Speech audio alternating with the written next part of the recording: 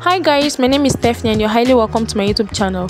So in today's video I'm going to be sharing with you guys how to cut and sew this A-line baby dress with gathers at the downside and inverted pleat sleeve.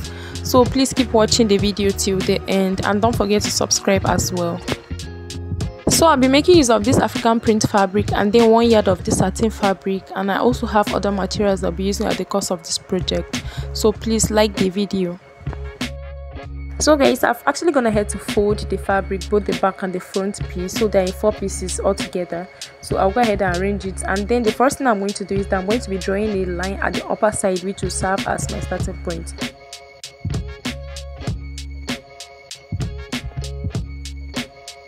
And the next measurement I'll be inserting is her full length. Her full length is 33 inches.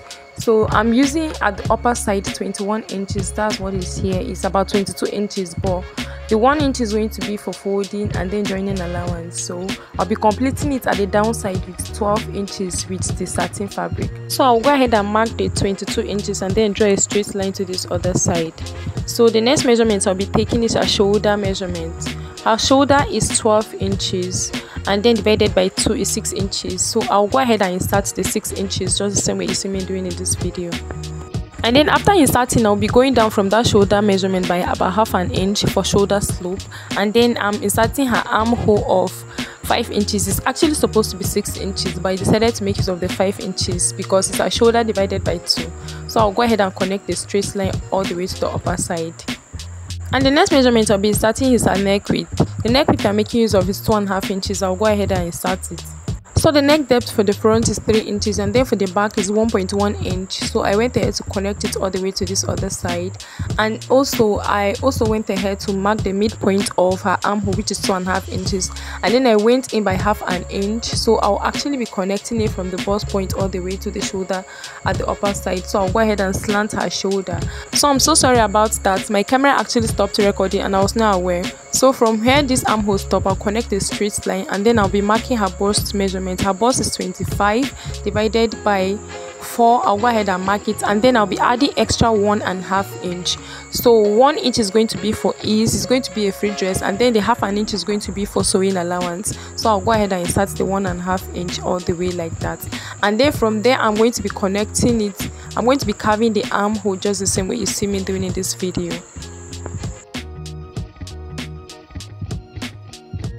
So the next thing I'm going to do is that from this bust point, I'm going to be marking all the measurements, including the allowance.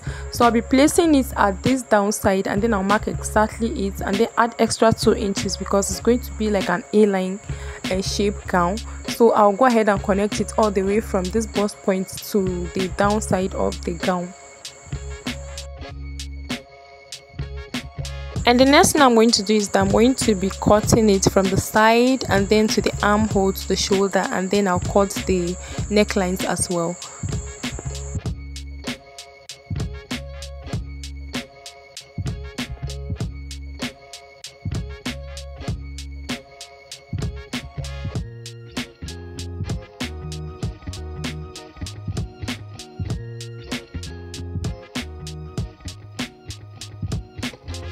So I'll actually cut the neckline of the back first because I don't want to cut both the back and the front together. So I'll cut it and then remove the back before cutting the front neck depth.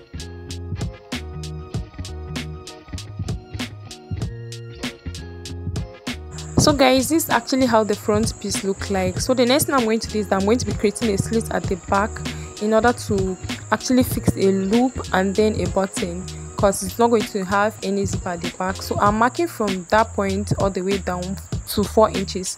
So I'll go ahead and open it up to the 4 inches.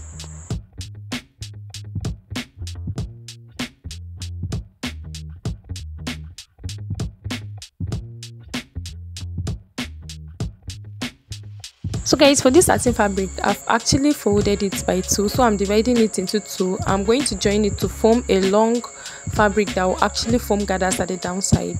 So this is actually how it looks like. I'll place the right sides facing each other and then I'll sew about half an inch to join.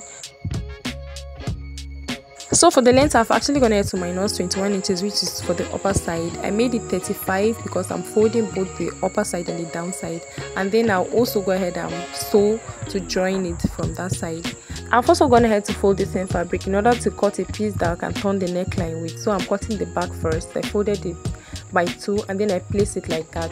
So I'll just go ahead and cut it just the same way you see in this video. So when I'm actually done cutting the back, I will do the same thing to the front as well. I'll cut and take it to my sewing machine to turn it and also sew the shoulder line.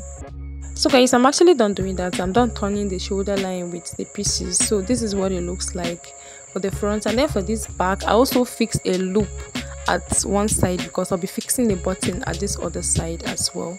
So I also turned the back as well. So this is actually how it's looking like from inside. When I'm done, I'll use my hemming gum and hem it all the way around. And I also went ahead to join the shoulder lines as well. So I've also gone ahead to fold the downside because the gathers is going to be from outside, not from inside. So I sew from both sides, both the back and the front. So I've gone ahead to turn the pieces facing each other, right sides facing each other, and then I'll take it to my sewing machine and sew with the sewing allowance that I left earlier for it. And I've also gone ahead to cut this basic sleeve for the dress as well. So what I'm going to do is that I'm going to be making an inverted pleats on the sleeve like I've done with this other sleeve. I'm going to be making an inverted pleats at the sleeve and then gathers at the down. So you see how it's actually looking like. So this is actually what I did. I measured 3 inches, but here it's about 2.5 inches, and then I sew about half an inch from inside. I turn it over and then I iron it. So the stitched part is in the middle. So I'll be placing it on the right side of this sleeve, just the same way you see like this. And then the satin will slightly move down, and then I'll be making the pleats facing each other and inverted pleats just the same way you see me doing in this video. So for the sleeve, I also folded the downside. Alright, I folded the downside so that it will not be rough. So I'll continue doing it until I reach to the other end. So if you have pins, you can go ahead and pin it so that it will be much more easier for you. So guys, I'm actually done doing that. I'm done sewing from the upper side all the way to the downside, just the same way you see like this. So I've also gone ahead to do this other sleeve as well. So I'll be folding it into 2. I'll mark the round armhole, sew it all the way to the downside. I'll do the same thing to this other one. So when I'm actually done, I'll fix it on the dress. So guys, I'm actually done doing that. I'm done fixing the sleeve on the dress, as you can see like this. So guys, the next thing I'm going to do is that I'm going to be making gathers at the downside of this satin in order to fix it on the dress. So before I do that, I'm going to be measuring the length so that you guys will see.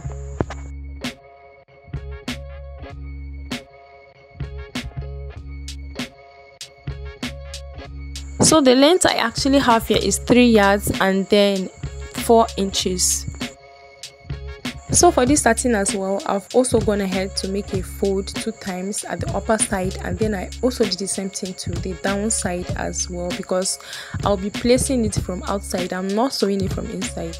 So I had an initial plan of making an inverted pleat for the downside as well, but I later on changed to make gathers. So if you are interested to make the inverted pleat, just do it the same way you see me doing this video. The gathers are going to face each other until you will round up and then fix it on the dress. So you see that the sleeve is still inverted pleat, but I'm going to be making gathers at the downside. So what I'm going to do is that I'm going to run a loose stitch just slightly below that stitch.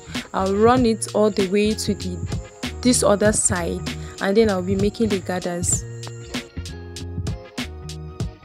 So guys, I'm actually done doing that. I'm done making the gathers. I also went there to gather it already.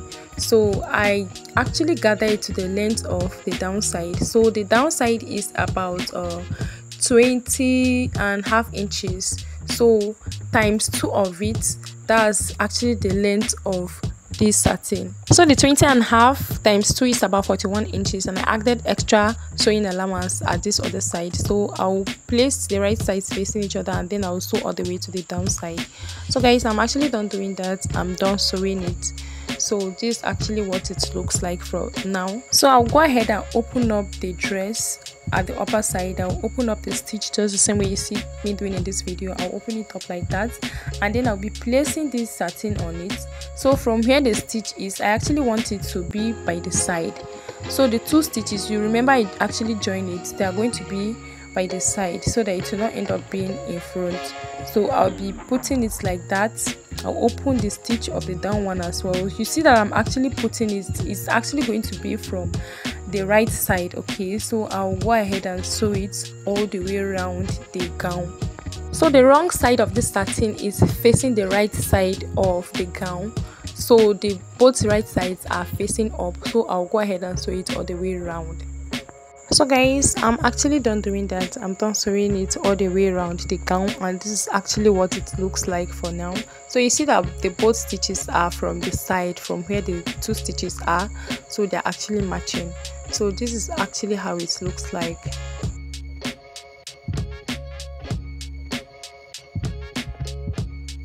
So for this back side, I've actually fixed a loop at one side, so I'm fixing a button at this other side so that I'll be able to hook it. So this is actually how the button looks like. So I'll be fixing it from there. I'll use my needle and thread and then fix it. So guys, I'm actually done fixing it. So you see that the loop is much more longer than the previous one.